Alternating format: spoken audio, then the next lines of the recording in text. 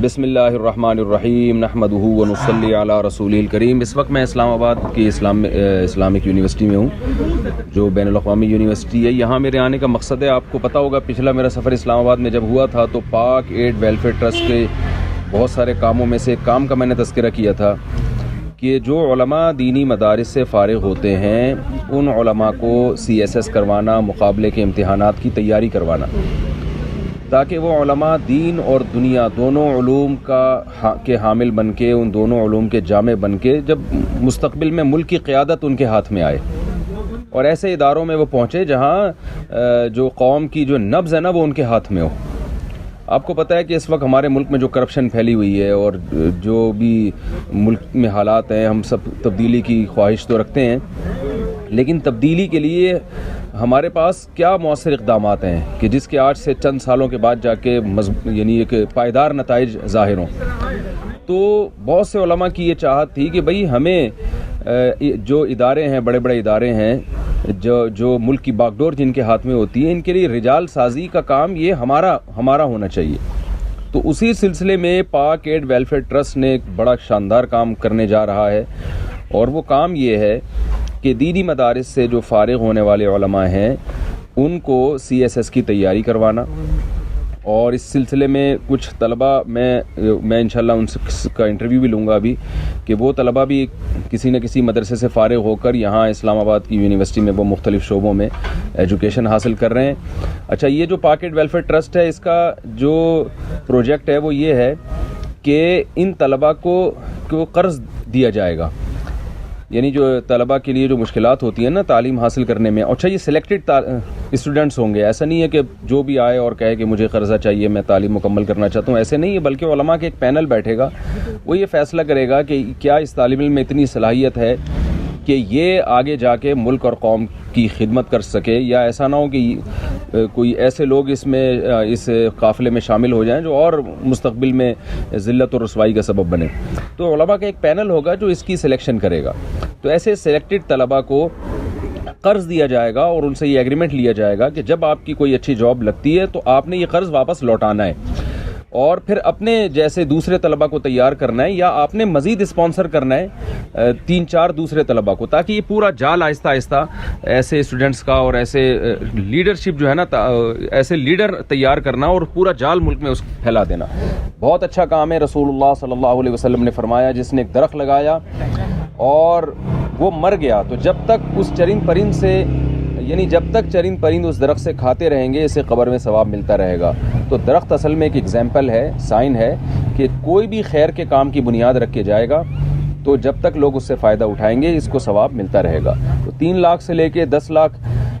روپے تک کا ایک طالب علم پہ خرچہ آتا ہے، تو مختلف حضرات کو چاہیے کہ اس میں اسپانسر کریں اور پاک ایڈ ویلفیئر ٹرسٹ سے رابطہ کریں اور کہیں کہ بھائی بہت سے ایسے افراد ہو سکتے ہیں تو 3-3 4-4 طلبہ اپنے ذمہ لے سکتے ہیں، کچھ ایسے ہو سکتے ہیں 2-4 مل کے ایک طالب علم کا خرچہ اپنے ذمہ لے سکتے ہیں، تو ان کا پورا ریکارڈ رکھا جائے گا، ان کی نگرانی کی جائے گی یہ کیا کر رہے ہیں، اور ان سے وہ پیسے واپس لے کے پھر دوسرے پہ خرچ کیے جائیں گے۔ تو صدقہ جاریہ کا بہترین موقع ہے۔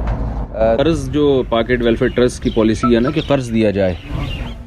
اس کی بڑا مقصد ہے کہ فری میں جب کوئی چیز انسان کو ملتی ہے نا تو قدر نہیں کرتا، جب اس کے کوئی احساس رہے گا کہ یہ میں نے واپس لوٹانی ہے یہ رقم،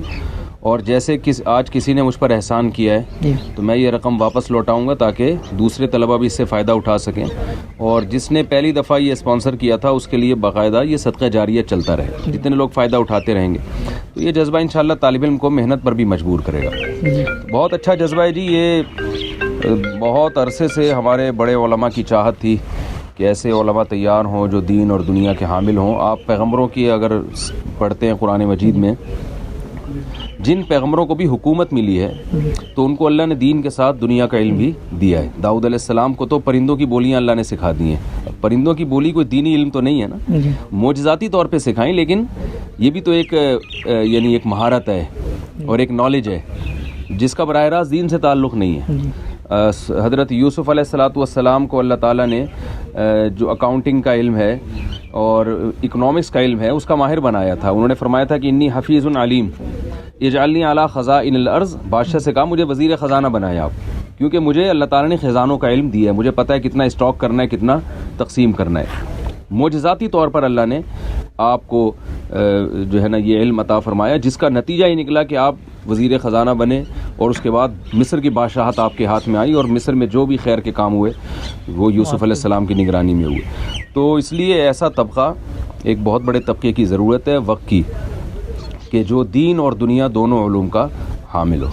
اور میں یہ بھی وضاحت کر دوں کہ میں جو پاکٹ ویلفیئر ٹرسٹ کے بارے میں لوگوں کو کہتا ہوں کہ تعاون کی اپیل کرتا ہوں، تو میرا نہ یہ ذاتی ٹرسٹ ہے، نہ اس کا یعنی مالی مفاد ہے، کوئی کمیشن پہ رکھا گیا یا تنخواہ پہ رکھا گیا، ایسی کوئی بات نہیں ہے۔ بہت عرصے سے تلاش تھی کہ بھئی کوئی ایسا ادارہ ہو جو ایک ویژن کے طور پہ کام کر رہا ہو۔ دیکھیں ایسے تو بہت لوگ آپ کو نظر آتے ہیں، 100-200 غریب جمع کیے، دسترخوان لگایا، کھانا کھلائے، ٹھیک ہے وہ بھی اچھا کام ہے، لیکن ایک ویژن کو لے کے چلنے والے کہ بھئی کوئی انقلاب لایا جائے ملک کے اندر، کوئی اچھا انقلاب، اور وہ سیاست کی لائن سے نہ ہو۔ سیاست میں تو بہت اٹک پٹک ہے، آپ کو پتہ ہے، وہ سب جو سیاسی لیڈر ہیں جو وہ کر رہے ہیں وہ ان کو کرنے دیا جائے، وہ کرتے رہیں گے، انہیں اچھے بھی ہوں گے برے بھی ہوں گے، تو سیاست سے ہٹ کے بھی تو کچھ کام ہوتے ہیں نا۔ تو مجھے یہ ادارہ بہت ہی ایک ریلائبل ادارہ لگا کہ ان کا ایک ویژن ہے، اچھے لوگ ہیں، اچھے دماغ ہیں، اور ایمانداری ہے۔ تو اس لیے میں اپنے طور پر، جس کو پشتو میں کہتے ہیں اخپل طریقے سے، ٹھیک ہے نا، اخپل